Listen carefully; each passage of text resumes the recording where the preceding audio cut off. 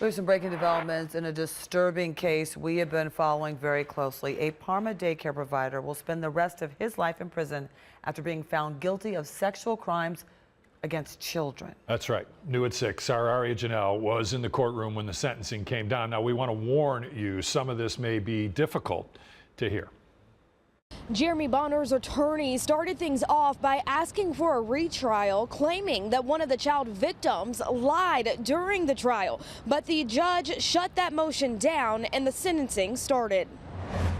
The decision to punish 40-year-old Jeremy Bonner with life in prison without the possibility of parole was made quickly. According to court records, Bonner was found guilty of 2 counts of rape and 2 counts of gross sexual imposition with victims under the age of 13. Once he latched on to the fact that I desired male role models for my kids since their father was MIA, he focused his predatory skills even further to the youngest and most vulnerable. According to neighbors, Bonner was considered a friend to many. He gave rides to their kids, and neighbors told police they even allowed their children to go to his house to swim. But Bonner's attorney says he's innocent. He did not do anything to any of these children.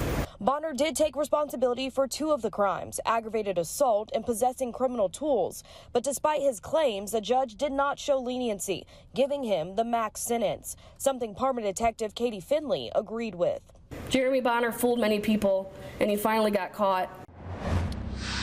Bonner was given the chance to speak at today's sentencing, but he chose not to. His attorney says they plan to appeal this decision. Here in Cleveland, I'm Aria Janelle, 19 News.